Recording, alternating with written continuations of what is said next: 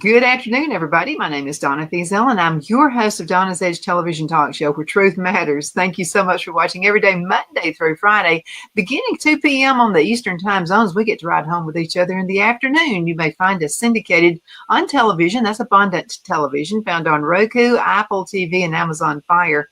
Don't forget the podcast on thenewscasters.com and all the social media sites. You know, I'm all into that too. Facebook.com/DThiesel, YouTube, MeWe, all the conservative stuff. So thank you again so much for watching. Continue sending emails, by the way. They do make my day.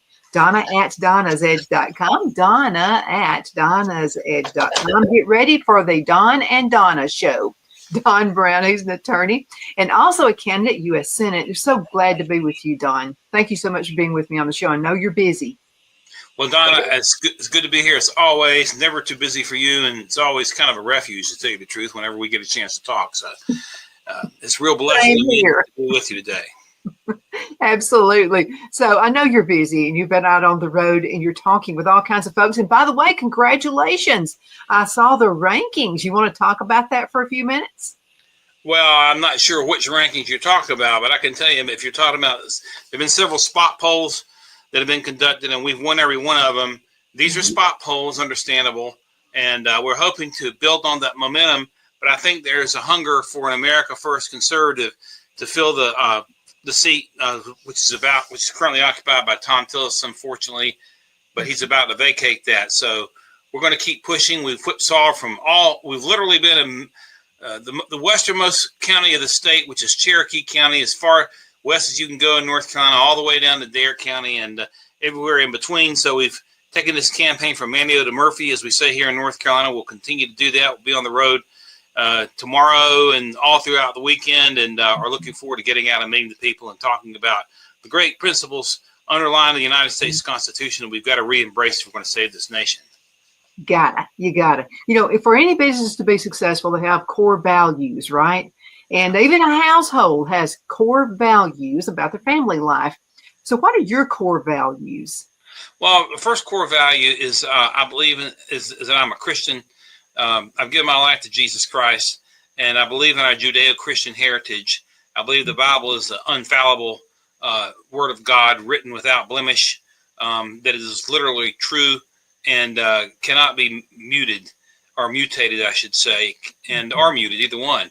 And then below that, I am committed to the United States Constitution, which I think is the greatest man-made document ever drafted under the Bible itself. And those core values mean limited government and increased freedom. And the founders understood, you know, a lot of people don't really understand the Constitution because it's never really been taught. And that's something that is bothersome. It's not that long, 7 articles and 27 amendments. And then we had the Federalist Papers to kind of guide us as what the founders meant. But what we're talking about is the basic principle that that the power of the government and the freedom of the individual are what I call inversely proportional to one another. In other words, the more power the government's got through regulations and taxes and you know, burdensome requirements, the less freedom we have. The more freedom we have, the less power the government has. And so I'm a freedom guy. So I believe in individual liberty and individual freedom, limited government. The federal government should be limited strictly by whatever is constitutionally authorized, and all other power and responsibility should be reverted not just to the states, but also to local governments and municipalities, because those folks are close. Those governments are closer to the people than somebody off in Washington in some think tank. So those are my principles, and hopefully I'll be able to stick to those, and hopefully we can restore those principles to Washington and back into our streets and towns and cities and countryside, and return to what the founders envisioned for us. You know, like King Solomon says, without a vision, the people perish. And unfortunately, over the years as a nation, we've lost our vision. We are a constitutional republic, not a democracy, and I'm committed to restoring that. Absolutely. I saw something on television. They were talking to a candidate who it was on a local level in South Carolina. And so this guy said, the first words out of his mouth was, this election is on the local level. It's bipartisan. That told me he was a Democrat. I mean, my ears started pricking when he said that. How important is it to really know somebody's core values and not just take it as, well, it's, that election has nothing to do with that? I mean, is there really such a thing as non-bipartisan? Well, asking for a friend. Typically what you see is when you're in a Republican area, like South Carolina is generally Republican. It's one of the most, South Carolina is one of our most Republican states at one level. That doesn't mean our Republicans there are the most conservative. Take, for example, your senior Senator Lindsey Graham. But even within that context, when somebody tries to say nonpartisan or bipartisan, that is that's a signal they're probably not nonpartisan or bipartisan, and they're to the left of where you are. That's just language they use these days. It's like you think about. I mentioned the Bible earlier. You go to the Book of Revelation, and you have the 7 churches of Asia Minor that are called out in the Book of Revelation. The one that sticks out to me is the Church of Laodicea, when he said, "Because you were lukewarm, I spit you out of my mouth." And I think generally the church in America over the last 60 years has become lukewarm, but not just the church. I mean, our people have become lukewarm. Or, the former governor of North Carolina, for example, Pat McCrory, had been Republican, then all of a sudden is playing footsie with Joe Manchin and others and want to have this no names party. Well, hell, I don't want to have, don't give me a no name. I'm standing for constitutional principles. I'm standing for conservatism, and I am going to light that torch and try to shine it in the places that it needs to be shown, where the light needs to be shown, where people need to be taught and illuminated. You run on no names, you run on bipartisan or whatever, you don't stand for anything. Either stand for something or get out of the way. So that's the way I feel about it. Absolutely. So I want to ask you a question, because I've known you for many years, you and I are friends, and I know you've got a very successful business. You don't have to be doing this. I mean, you don't have to. So why are you running this election? Well, first off, I told a friend yesterday on the phone, a lot of me was pulling for Laura Trump to jump in the race, because this is a heavy burden. I mean, it is a heavy burden, running from here, there, and everywhere, and, gassing up the car and going again, and being accused of all kinds of things which aren't even remotely true, that people don't even know you get shot at. But here's the reason. I got kids and I got grandkids. I'm a patriot. When I served this country in the United States Navy, I would do it again. I'd give my life for the country. I'm committed to the United States Constitution. And there are certain things that are larger than life. And preserving the liberty that was granted us by the grace of God through the founding fathers who, it's like the other night I was in Stokes County, and I never know what I want to say from one venue to the other, because I don't really write out speeches, but it just kind of came to me. We revert back to the Constitution and to the immortal words, the first 3 words, "we the people." And so I asked the question, what was it that James Madison meant when he wrote those words, "we the people"? Who were these "we the people"? Well, I can tell you who they were.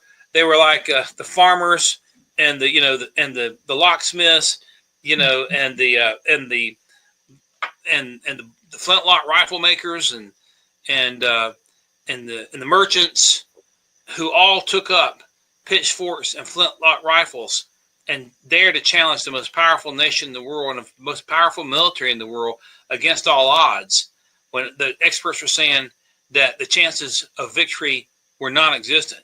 Those are the "we the people." And today it's like the merchants in Harris Teeter, or the farmers that we still have today. You live in an area where there are farms, or folks working in factories, or nurses and teachers. Those are "we the people." It's not they the establishment.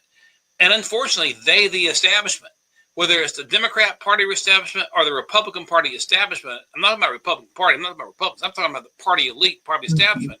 They think they run things. They think they can force down our throats who they want us to vote for. They are involved in many cases all across the board in the establishment, in reprehensible money games. It's all about the money, and so if we the people don't reassert control over this nation and return the nation back to the people at a grassroots level, we're going to lose it.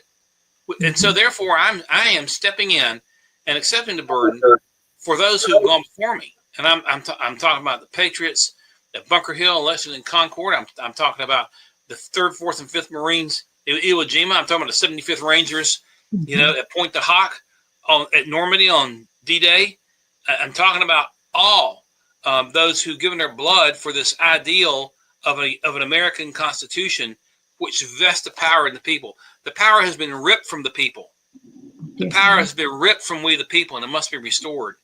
And conservative principles based on the United States Constitution. Somebody asked me in a debate one time, are you a pragmatic conservative or a so-and-so conservative? I said, first off, I'm a constitutionalist. I embrace the Constitution. And conservatism naturally flows from the Constitution. That's what we've got to understand. So it's to preserve all that has been sacrificed before us. The reason I'm taking this burden on. And I'd rather be at the beach. I haven't been on vacation all summer. I'd rather go to the beach. What's vacation? What's that? Exactly. So I hope that answers your question.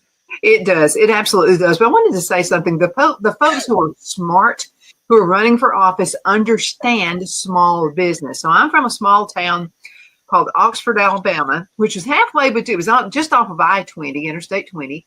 It's halfway between Birmingham and Atlanta. Well, the mayor in Oxford understood small business. So the Honda company wanted to come into town, into the area. Well, as citizens, we were wondering, why is he fighting for it to be the next town over? Why does he want it to be in Lincoln, Alabama, instead of Oxford, Alabama? We all had that question. Well, come to find out, he understood small business. He said, I'm not thinking about the Honda company. I'm thinking about all of our companies that are going to be vendors to the Honda company. And they're going to grow, which is going to mean growth for Oxford, Alabama. And sure enough, he knew what he was talking about, because that town exploded. You wouldn't recognize it from when I was in high school. This place has really grown. And you get that. You understand that it's the small business that helps the big businesses grow. They have to have vendors, right? Walmart is huge. Walmart could not make it without their vendors. Right. That's right. And it was the small businesses, small businessmen and businesswomen who formed the backbone of this nation that won World War II. Yeah, we had factories too, but the nation's economy has been and should continue to be built. Should be built on the spirit of entrepreneurship. And you start a company grows, and sometimes it grows from a smaller company to a larger company. That's fine, but at the heart of the entrepreneurial spirit is a small businessman and small businesswoman who are willing to roll their sleeves up and take the risk and understand, hey, I got to make payroll every week. And by the grace of God, I've been able to make payroll for 30 some years by the grace of God, nothing anything I did. But, but there are times, we understand we got to pay our people, and that means we can't pay ourselves sometimes. Mm-hmm. And, but there can be reward, and there is reward in successful small businesses. There's freedom. There's the ability to work your own hours. Usually those own hours are longer hours than if you're working a 9-to-5 job. But still, the beautiful part about being a small business owner, although it requires more work than a regular job, it's freedom. And really, it goes back to the question you asked earlier. Why do you do this? What's your core philosophy? It's freedom, and so I think that we've got to get into situations where we understand that we have to foster small businesses. I've been I've used this example many times, but I've got this cell phone that I use. When my son was in Afghanistan in the Army, I could pick up my cell phone and do a Facebook live conversation with him. And there are other apps that allow you to do the same thing. Here's in Afghanistan, on the other side of the world, in the most dangerous part of the world. I'm sitting here in the Charlotte metro area, and I'm talking to my son on the other side of the world. If you were to go back, 40 years back when I was in college at Chapel Hill, my daddy would get on my case because I'd call home to Plymouth and talk 30 minutes, run up a $50 phone bill. Uh-huh. But what happened? What happened is AT&T, which is a huge business without competitors, got busted up under antitrust. And next thing you know, you got multiple competitors out there, working hard to improve technology. One, like Proverbs says, iron sharpeneth iron, sharpeth iron, sharpeneth. You know what I mean? Iron sharpens iron. And when you have small businesses, when you have multiple small businesses, it makes life better for everyone. And I'd like to see, some of these huge monopolies like Blue Cross busted up. I think it will be good for healthcare. I think we need to do everything we can to encourage small business because, it's not like the opportunities are going to be not there, or supply and demand is not going to be not there. But smaller in many instances is better because you don't have to go through a bunch of bureaucratic rigmaroles. It's easier for a school of minnows to turn on a dime than it is for an aircraft carrier. So there are times we need to turn on a dime, and small business gives us that opportunity more so than even larger businesses many times. Absolutely. Let's talk technology. We are Fox News, part of Fox News Network. And so I saw something a few weeks ago about AI, and they had a big discussion about that, how it's growing and it's going to be opening up jobs. But the problem is we don't have the people to supply those jobs. We need folks who have hands-on, who can handle stuff hands-on. And so I wanted to get to tech schools, okay? And everybody wants a college degree. I went to college and actually wasted time. My dad said, you're good with numbers, you need to be an accountant. I thought I could be one until, no, I've got to be outside. I can't be in a little cubby room somewhere. I got to be out. So that really wasn't for me. If I were young now in high school, I would have 2 tech classes, okay, something in computer. And I would just come up with something, but AI is growing at a fast rate. We've got to get folks educated, and I'm talking fast. The fast track, in my opinion, is tech schools. What's your opinion about that? And how can we get that rolling? It needs to be done on the fast.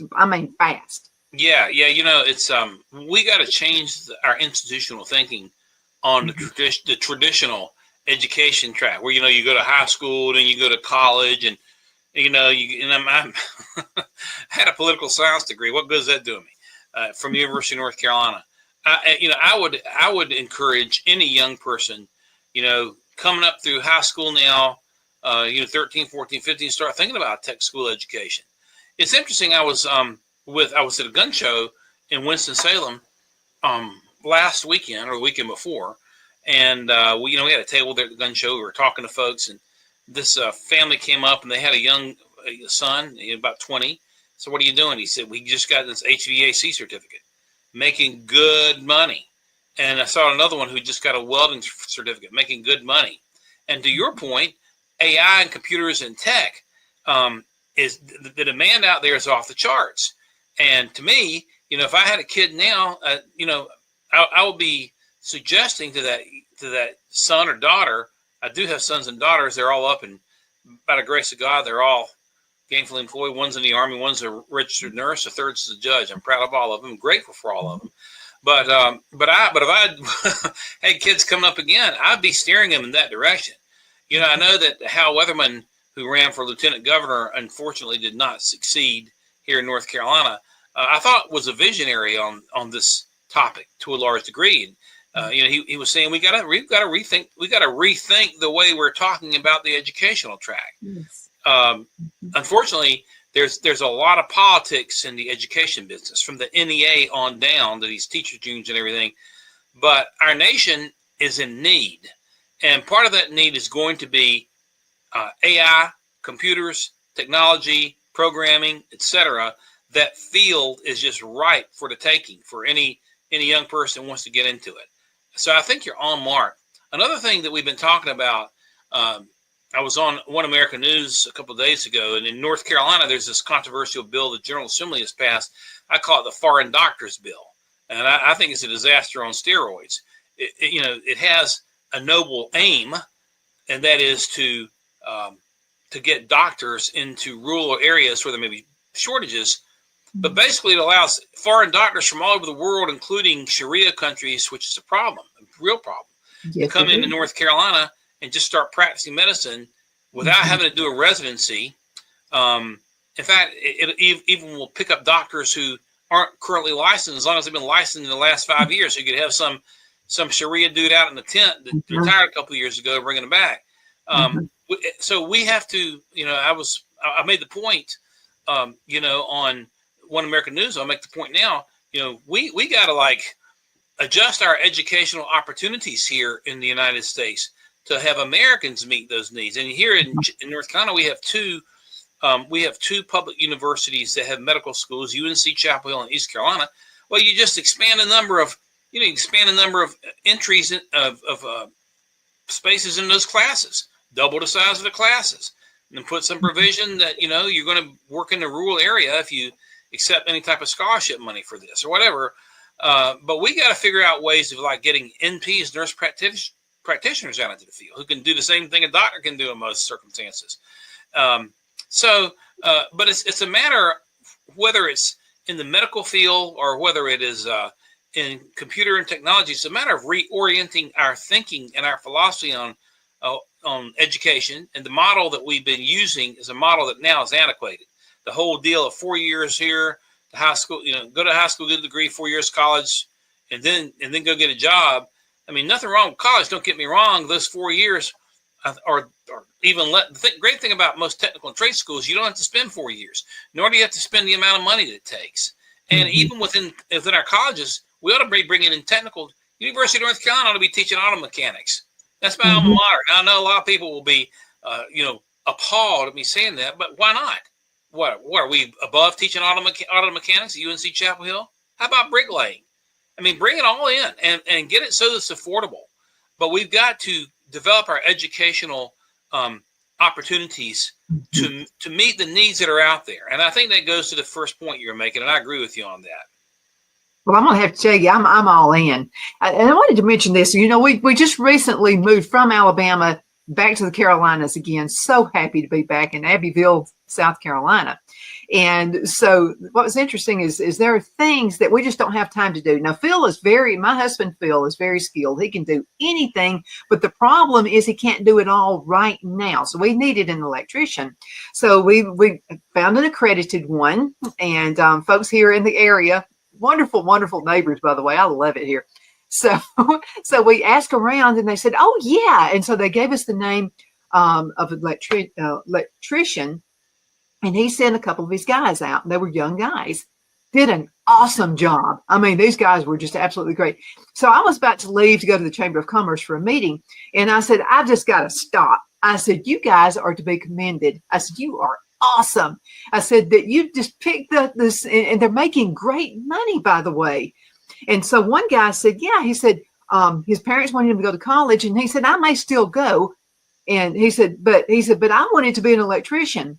And he said, all of my friends I went to high school with, when we go out to eat, they don't have money because all of their money is going to college, and to be prepared for college. And he said, I'm the only one who has any spending money, and he said, and I said, well, I got news for you. I said, if you want to go back, talk with your employer. Sometimes they love to have well-educated employees. Sometimes they'll reimburse that college if you decide you want to go back. Yeah. It's interesting because I've told you about my son. He's in the Army, and he was in college at UNC Charlotte. And he got into his sophomore year, and frankly, he was doing pretty good.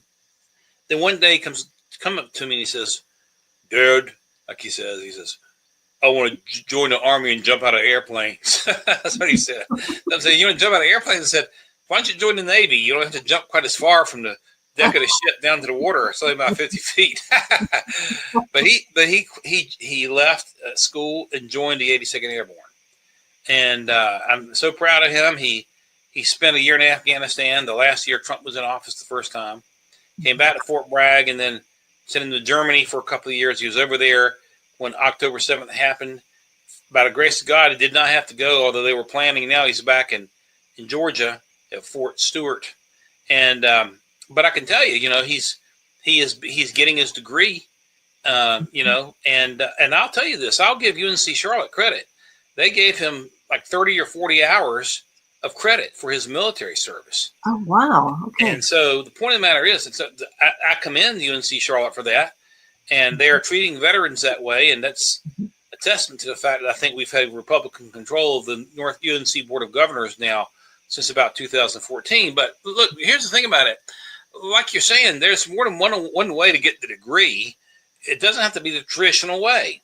And to tell you the truth, there's nothing wrong with a liberal arts education, except you got to understand that if they're trying to use that educational opportunity as a chance to brainwash into leftist ideas, you got to be very, very, very discerning about That's the idea right there. I do believe. Right. The thing that we missed in American education, I think more than anything, yes, the Department of Education came in under Carter, and it's been a disaster since then. Our American students' test scores have dropped compared to especially the Asian countries since the Department of So-called Education came in to play. But it's not just dropping of these test scores. Well, the thing that's missing the most in our education system is the teaching of critical thinking.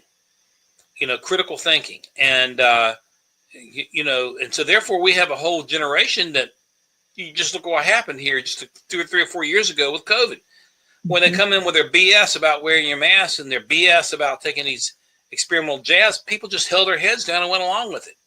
Mm-hmm. Very few of us engaged in critical thinking. You and I did, Donna, and a small number of folks did. I'm proud to see it. Yeah, but see, that therein lies the biggest failing of our educational system over the last 40 to 50 years. Mm-hmm. I remember a few years ago, I had my best friend, he went to see Jesus. He's a pastor named Jeffrey Leto out of California. And he gave me a book years ago. The book, I've lost the book. I tried to find it before he passed away. I never could find it. But the title of it was "Don't You Believe It?" And it was a book on critical thinking. And a lot of it was, attacking the news media and their attempts at communist propaganda. You got to ask questions, but that's a problem. And so if you're going to have a liberal arts you would think that the liberal arts model that has been so pumped up and revered and falsely inflated in terms of its value. In other words, I graduated from Plymouth High School, go to University of North Carolina, Chapel Hill, and get a poli-sci degree, which is what I did. That's what they were preaching. That's a liberal arts degree.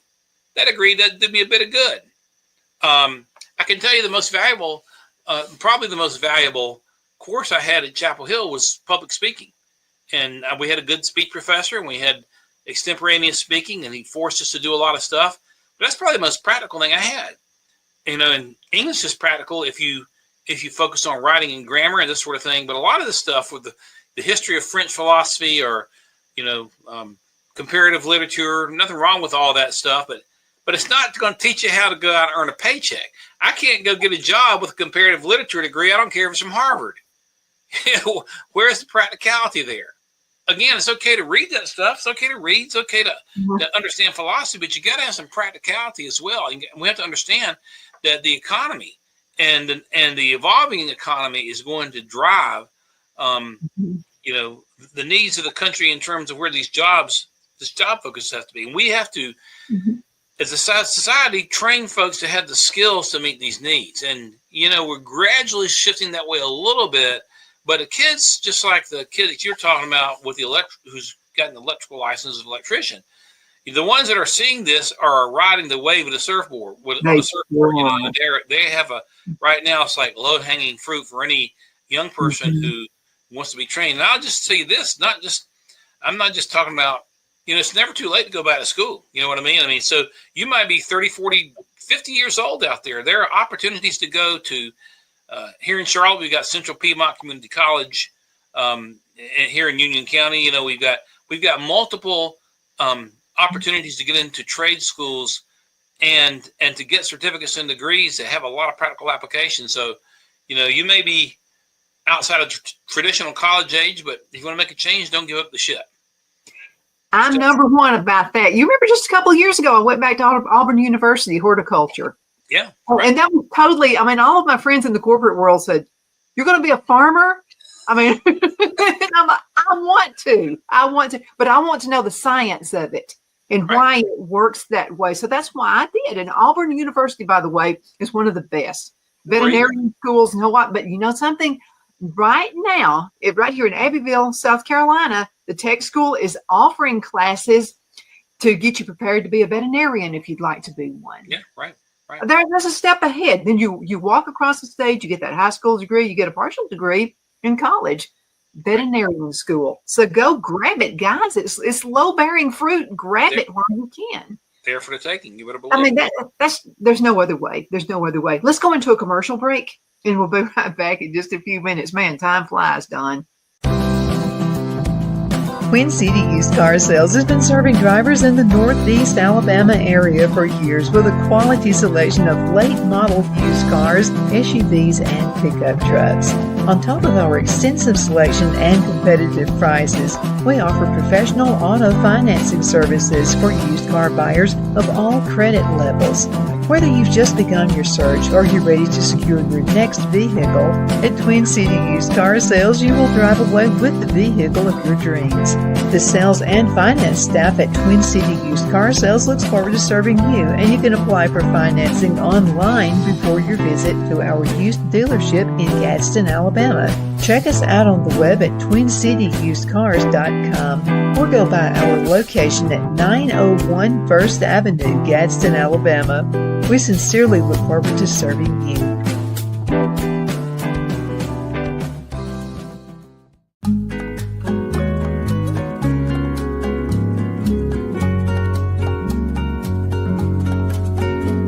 At Lamone's Mexican Restaurant, located in Henniger, Alabama, and voted Best Mexican Restaurant of DeKalb County, Alabama 2020, we're here to serve you with authentic Mexican cuisine. Order easily online by going to lamonsmex.com or call 256-657-3999 to place your order.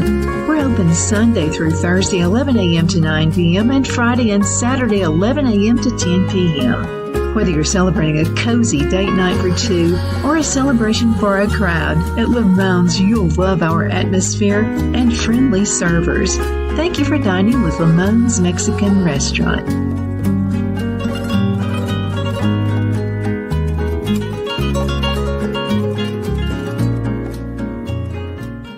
At Liberty Bank, we're all about community. Whether it's to help with a charity fundraiser or help families in need, toys at Christmas, or a local football team, we're here for you. You see, we realize the importance of family. Sometimes it's to build a new home or necessary home repairs. We're here for you. If you like the feel of a small town bank with all the conveniences of a big city bank, we're here to serve you. You will find us at any of our convenient locations in DeKalb, Marshall, Etowah, and Blount counties in North Alabama. You can call and speak with any of our friendly staff at 256-659-2175 or check us out on the web at libertybankal.com. And thank you for your support of our community. Member FDIC Equal Housing Lender.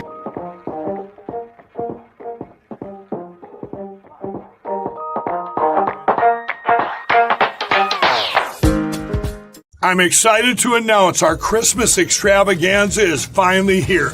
Get this season's flannel sheets for as low as $59.98. They won't last long, so get them while you can. Our famous My Slippers, they haven't been on sale for over a year. Regularly $119.98, now only $59.98. Our 6-piece towel sets are back in stock with extremely limited quantities, only $29.98. With hundreds of MyPillow products, there's something for everyone on your Christmas list. Bathrobes, duvets, quilts, down comforters, and so much more. So go to MyPillow.com or call the number on your screen. Use your promo code to save on all MyPillow products. For example, flannel sheets for as low as $59.98. Or our 6-piece towel sets, just $29.98. But that's not all. I'm extending our 60-day money-back guarantee until March 1st of 2025. Plus, all orders over $75 or more ship absolutely free. Are you ready? We all wonder what tomorrow will bring, but the future lays itself at the feet of the prepared and surrenders to the will of the persistent. It's not easy, but today shapes you so you can shape tomorrow. With Northeast Alabama Community College, when the future asks if you're ready, you can answer. Yes. Begin your future at Northeast Alabama Community We are College. back. My name is Donna, and I am your host of Donna's Edge television talk show where truth matters. That's why we always have Don Brown on the show with us. And he is an attorney, very successful businessman, and is also, I mean, you got it going on, Don. I mean, people are just, they get it. They get it. We're tired of the same old. But I wanted to mention one more thing about tech schools before we proceed. And this is women who are doing men's jobs, used to be men's jobs. They're saying right now, women make the best welders. And I know one, Oxford, Alabama, my hometown, and her dad owned a welding company, has sons. The sons are not the least bit interested in the business, but Sherry was. And so Sherry now is running the company. And guess what? Dad says, I don't think my sons could have done better. So Sherry, salute to you. She went through a tech school also in Oxford, Alabama, Ayers Technical State. And so that's how she finished up. And I'm telling you, all of her friends are, they're either jealous of her or they admire her. She's doing a great job. So Sherry, out to you. Thank you so much. Don, I also wanted to thank you for your service, your military service, and also put a picture of your book up there. If you can see one of them. You've written many, but thank you so much for your service. Let me ask you a question. Because when someone has been in the military, I always take notice of that, and they're running for office. I think it really prepares you for the nonsense that can be out there. Well, there's a lot of nonsense. I remember I had a commanding officer named Captain Rudy, and in the military, you give him the order and you expect to carry it out, and he would say, "Lieutenant Brown, make it happen." So make it happen means he doesn't care how I make it happen, as long as I make it happen. And I've never forgotten that. But I think it does. I really wish, I am not a proponent of the welfare state. I don't think it's constitutionally authorized. I think you whack all the money from the welfare state, and if you brought back the draft like they do in Israel, it wouldn't hurt a lot of our young people to spend at least a couple of years learning how to salute the flag and learning how to, spit polish their shoes, and just some of the basic elements of discipline you learn in the military. I recommend. It's a rare situation. I would not recommend the military to a young person. And so I appreciate your comments, and we'll do it all over again. I love the Navy. One of the biggest crossroad decisions of my life was whether to stay in or get out. And sometimes I wonder what if, part of me wishes I'd stayed in. But I guess the Lord had another purpose. But I'm really proud of Pete Hegseth. It's interesting, I saw that Pete and Bobby Kennedy had I don't know if you saw this, but you should check it out. They had a physical fitness challenge, and Bobby came over to Pentagon. They were doing 100 push-ups and 50 sit-ups in 3 minutes, and challenging Sean Duffy to come over there and join them. But really proud of what Pete's done. And I would recommend trade school in the U.S. military to anybody. And so if you're a young person out there, put it on your radar, put both. And the other thing about the military is, Donna, you talk about the Army's got a lot. We see a lot of Marines who will spend a tour in the Marine Corps too, and then they'll go over to the Army. Why do they go to the Army? Because the Army has so many jobs that they train you on. You can learn computers in the Army. You can learn auto mechanics. You can learn in the Air Force. You can learn aviation mechanics and get a job working with U.S. Air, American Airways, or wherever when you get out. You can learn how to be a pilot. And so the military provides a lot of these practical life skills that we're talking about in trade school. You get paid pretty decent when you do it, and sometimes you get to see the world. Sometimes you got to fight. You got to understand that. That's why you go in. But it's so you got to love your country, but it's a win-win situation in most cases. So I highly recommend it. I wanted to ask you another question. This pertains to high school required reading.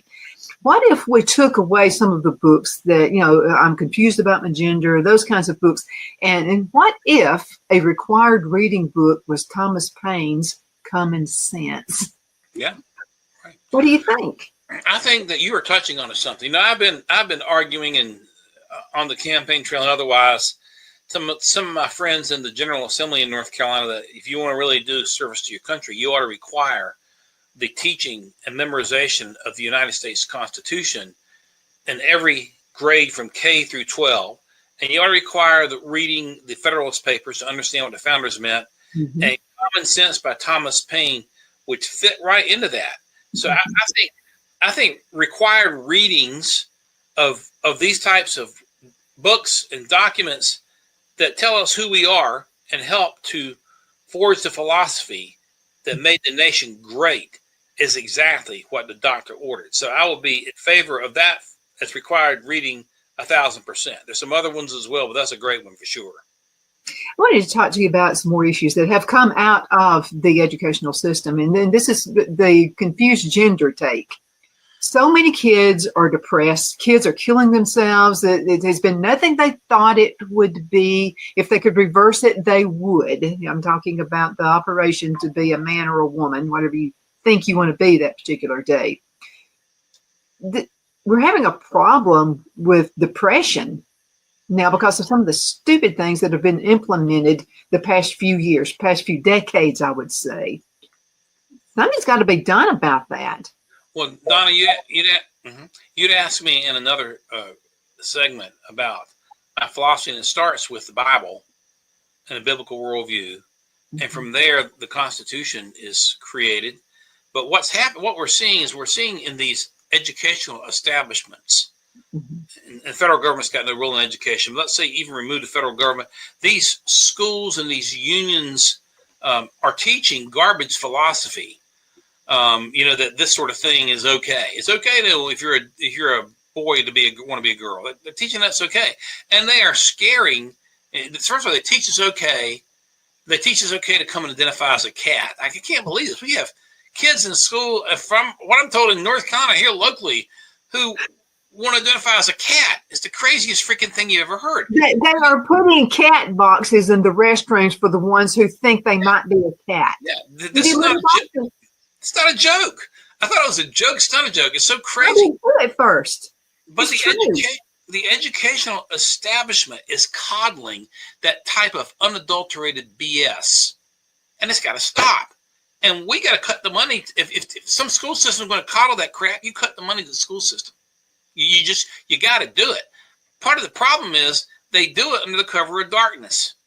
In fact, there's a silver lining in every cloud. And one of the silver linings to COVID is some of these mama bears up in Northern Virginia were seeing through Skype and Zoom or whatever they were doing on these virtual classrooms, exactly the type of garbage is being fed to the kids. And Moms for Liberty grew and expanded as a powerful force for good as a result of that, and others have as well. But they get away with this garbage, and under the curtain of darkness. But make no mistake about it. The public schools coddling that type of crap is a problem. And we have to put our foot down and stop it. They will say, I heard of a case the other day where this family had decided to embrace this boy that now wants to be a girl and gave him another name. And they're worried if they don't embrace him because he wants to be a girl, they'll go off and commit suicide. That's the type of crap scare tactic the left uses to embrace this unbiblical, sinful garbage. Sick stuff, just sick beyond comprehension. Let me tell you something. You've got a bigger chance that kid will commit suicide on the backside when they realize a huge mistake they've done by engaging in some sort of surgical procedure to try to change who they are biologically. You can try to change who you are biologically by adding or removing certain appendages, what I'm talking about, but you can't change chromosomes. It ain't going to happen. And but we've got to be bold about standing against it. And I appreciate the position you're taking here. Oh, absolutely. And I want to mention this. We go to the church here in Abbeville. It's just right up the road from us. They have a Christian school, and they also have a seminary there. And I just wanted to point this out to you parents. Even if money is tight, it's extremely important you at least check out a Christian school. I'm just telling you, the kids who go to that school are totally unlike the kids who go to public school. I mean, they think on their own. They're quick to make decisions. They're happier. I mean, you look at a typical kid who goes to the regular school system nowadays is not a happy kid. And they're always against something. They're always anti this. They're always anti that. and they're not growing. They're not learning anything. They have horrible test scores. And I mean, they're just not up with the rest of them. But Phil and I were noticing that in church. It's Liberty Baptist Church right here in Abbeville. And the kids are just bright. I mean, they think quick on their feet. They have this mannerism about themselves. It's yes, ma'am, no, ma'am, yes, sir, yes, yes. It's that kind of a kid. And isn't that what the kids we want to be raising? Shouldn't there be that mentality? Yeah, and back when you and I were in school, Donna, it started with the 3 R's: reading, writing, arithmetic. Unfortunately, the educational system, unfortunately, now has gotten so far away from that. By getting away from the basics and focusing on other garbage, number one, you lose the ability to execute the basics. We need the best mathematicians in the world. That's arithmetic. We need the best, writers in the world. That's writing. When you get away from the basics and bring in, left-wing wokeism, you harm the real purpose of school to begin with. And then above and beyond that, like the kids there at Liberty Baptist School, they're taught manners and respect. And when you learn manners and respect, that helps in intercommunication. That is a skill in and of itself, because it's not just reading, writing, arithmetic. It's being able to communicate and being able to be successful in the world, and manners and consideration, and basically the good fruits of the Bible are important to all that. And so our public schools have gotten so big, but the problem with the public schools, we have great, wonderful teachers who I love in our public schools. The problem is not so many good teachers that we have. Some are off in there for the wrong reasons. Some are left-wing loonies, but it's the educational bureaucracy from the Department of Education. I have a friend of mine who was a teacher in Charlotte. I won't say what she taught because I don't want to reveal who she might have been, but she's trying to teach her class, and she's a very good teacher. And, good teachers are born to a large degree. You can be trained, but teaching is a God-given ability. So she's teaching a class, a great teacher. And next thing you know, some bureaucrat walks in from the Charlotte Mecklenburg schools making $250,000 a year, trying to tell her to do this, do that. These people aren't teachers. They're trying to force their philosophies down in an esoteric think tank, from an esoteric think tank onto the classroom. And so that's the biggest part of the problem in the public school system is the bureaucracy. If you could strip the bureaucracy away, you got one principal, an assistant principal, and the rest teachers, rather than assistant superintendent for DEI or assistant superintendent for blah, blah, blah affairs or blah, blah, blah, blah, blah, blah, blah. Get rid of all that. You can take some of that money and pay the teachers what they deserve and let the teachers do their thing. And it would help immensely because, see, even the bureaucracy in the local public school systems is like topside governmental control over what the teacher's trying to do in the classroom. Now, don't get me wrong. You can't just you got to watch. You can't have teachers whose goal it is to indoctrinate, and we're seeing that. But most are not that way. It goes back to the basics. We've got to get better at the basics: reading, writing, arithmetic, and from there, there are other things as well. But you got to stick with the core basics, and everything should support the core basics. And I think the smaller a school system gets, the better. So Liberty Baptist, you've got a smaller, probably smaller than most public schools there in the Pickens area, and so I was chair of the school board at Carmel Christian School in Matthews years ago, so I have a little bit of experience in this area. But the smaller the classroom size, the better the opportunity for one-on-one training. First of all, if you got a good teacher, you're going to have a better product. So it's a monopoly, and that monopoly has got to be stripped down in order to improve education all across the board in the United States. Also, something, the best decision I made in my entire life, and I was divorced at the time. Okay, money was a little scarce there. Okay, didn't have a 2-income family. When I took my son out of the public school and put him in a Christian private school, Trinity Christian Academy in Oxford, Alabama, was the best decision I ever made. I'm just telling you, for his well-being, because my son actually has common horse sense. And you can have the biggest degrees on earth, but if you don't have the common walking around gum-chewing horse sense, you can't run a business. You can't do anything. You can't be a good servant of an employer. you'll never make any money. And another thing I wanted to mention too, and this is, I know this from being in Alabama.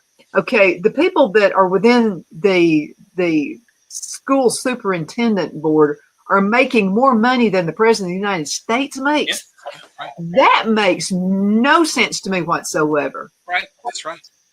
Well, it goes back to the point I was making. These are educational bureaucrats or educrats who are sapping the people's money. You're making you have an educrat in a big public school system making more than the president of the United States. Take that money, and that guy's making $300,000 a year. Think if you were to divide that $300,000 by 10, you got $30,000 you can pay. You can supplement teacher salaries who are doing well. Mm-hmm.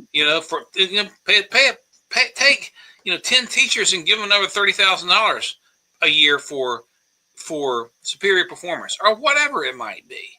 Mm-hmm. But you're certainly going to attract quality teachers when you cut the salary away from these educrats. Mm-hmm. And unfortunately, some teachers agree with the eduocracy. Is that the word? Eduocracy, educratocracy. Sounds like a good one to me. Yeah, eduocracy. But the educrat bureaucracy has got to be cut down and virtually eliminated. Mm-hmm. And like you said, there are so many great teachers out there. Yeah. I have a cousin who was teaching in the Huntsville, Alabama school system, and she just, she retired, and she retired early because she was tired of the bull. Yeah, I really have a heart for teachers and nurses.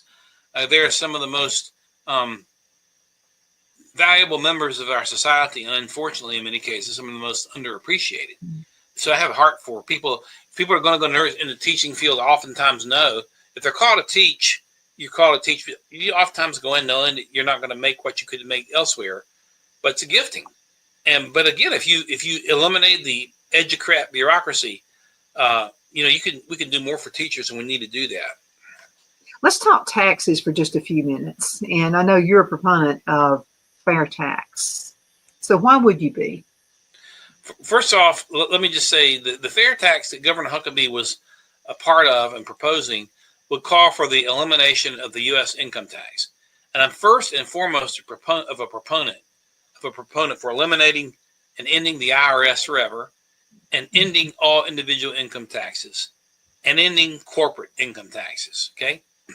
So you ask, well, where did the government get its money? First of all, I don't care where the government gets its money. If the government would slim down to where it needs to be, and that's what I advocate, we get all the money we want on tariffs. In fact, we've talked about this, but when President Trump was being interviewed by Joe Rogan, he was talking about tariffs during the McKinley administration, and he was right about this. He said they were making so much money off tariffs that they had to form a commission to figure out what to do with the money. Teddy Roosevelt, who was president right after when McKinley was assassinated, sent the Great White Fleet, the 16 U.S. battleships all over the world. And the point that I've made many times in many talks is that from the period of 1880 to about 1913, when we passed the 16th Amendment to authorize the income tax, and then passed the first Income Tax Act, a disaster, and then passed the Federal Reserve Act, all three disasters. But from that period of time, from 1880 to 1913, a period of about 33 years, the United States underwent the biggest industrial explosion ever. It's called the Industrial Revolution. And it was on that Industrial Revolution that we had an economy to wind up winning 2 world wars. But the thing about it is, during that period of time with that great Industrial Revolution, we had zero income tax. So if we've done it before, we can do it again. And I've said, as I've campaigned around the state, we've lost industries in the state. North Carolina was once the textile capital of the world. And I've been to Cabarrus County and asked, where's our textile industry? We were once the furniture capital of the world. I've been to High Point. Where's our furniture industry? It was sucked away by the Democrats with NAFTA and other things they did. But listen, if you were to eliminate the individual and the corporate income tax, these companies would fly in so fast. So the first thing about fair tax is it would mean the end of the IRS and the end of the income tax. But what I would say first is I would say cut the government and try to go on tariffs alone. If you still needed income, that the government still needed income, you're going to have to make the case to me. Then the fair tax is the best solution, because there's zero income tax. There's zero 1040. Mm-hmm. It's akin to a kind of a national sales tax on items purchased for the first time. So, for example, let's say I go to, if I were to go to Bass Pro Shop because I want a new deer rifle. I want a 270, and they're going to charge me $600 for the gun or whatever. There might be a surcharge on top of that of 5% or 10%, which would go to the government on that sale, and that would be it. But I would never pay any income tax at all. Now then, if I sold that gun, not on the primary market, but the secondary market, there's zero tax on it. So it would not touch secondary sales. So we go into flea markets, we go into, gun shows or wherever that are secondary sales rather than initial point of the sale after the good is manufactured. There's no tax at all. So therefore, I can control what I'm paying in taxes by what I purchase and where I purchase it. And the amount of the tax is set for everybody. So you're not punished by working harder than somebody who's not working as hard. So that's why it's fair. So the great part about that is the end of the income tax, the end of the IRS, and you don't have to do any more 1040s. It's interesting. One of the fellows working on my campaign, Guy Smith, is kind of a deep thinker, and he's pointed this out to me, and I've reiterated this point. The founders never met. Think about this, Donna. The founders never met to force interaction between the people, between we the people and the federal government. The interaction between the federal government was supposed to be with our state governments. You see, federal government's supposed to work for the states and the state governments, not the other way around. But when they passed the Income Tax Act in 1913, now they forced interaction. So we have this little thing called a 1040. We got to fill our taxes out. If we don't fill our 1040 out, they can prosecute us for a willful failure to file. And if we fill the 1040 out and make a mistake, or even if we don't make a mistake and they claim we make a mistake, they can prosecute us for tax fraud. So they're forcing us into a situation where they can prosecute us if they don't agree with what we do. That is not freedom. That's tyranny. So the fair tax, if passed, would end, as part of the legislation proposed for Congress, would end the income tax system altogether, end the 1040s, and end the forced interaction with the federal government. And that's what freedom's about, and it needs to happen. Absolutely. I wanted to add to that. A friend of mine, his name is Chuck Bailey, and he's with Alabama Fair Tax. And this is something, I'm going to quote him on this, okay? He says, you know what? Everybody would pay. Even the prostitutes and the drug dealers, they would pay. But, these folks are getting rich, because they're not having to pay taxes and stuff like the rest of us do. And there's another thing. You'll be celebrated if you are an American citizen because there's something else called the prebate. And so it's like a card or something. I don't know how they would do it, but it's actually money that would come to your family, okay, that you would be able to, it would be kind of like a debit card or something like that. I need to do more research on it, but it's called the prebate card. And only if you're an American citizen will you get that. So I wanted to add that as well. Don, we're going to have to call it a day. Thank you so much for being with us as always. And I'm just going to tell all of my friends in North Carolina, you better vote for Don. Right, okay, right. Because I know him. And another thing is he is a small businessman, so he understands you and what you're going through. Absolutely.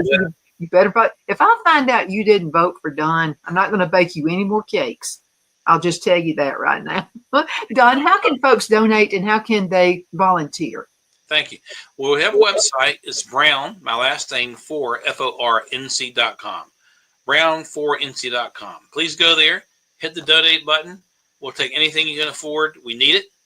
We are fighting institutional power, but this country is going to be in trouble. We're in for a battle when Trump's gone. It's very important who we put in the office at this point. We got to be prepared for that. So Brown4NC.com. You can send us a little bit of money. You can send us feedback, volunteer for the campaign. Let us know where you are. We want to reach out and we want to hear from you. So we really appreciate the opportunity to do that. Absolutely. And thank you guys so much for watching. Continue sending emails. Don would love to hear from you. Any topics, that you would like for him to cover as well. The Don and Donna show comes on at least once every couple of weeks. So Don, thank you again for being with us. Continue sending emails, Donna at Donnasedge.com. Hope you have a super duper awesome blessed day.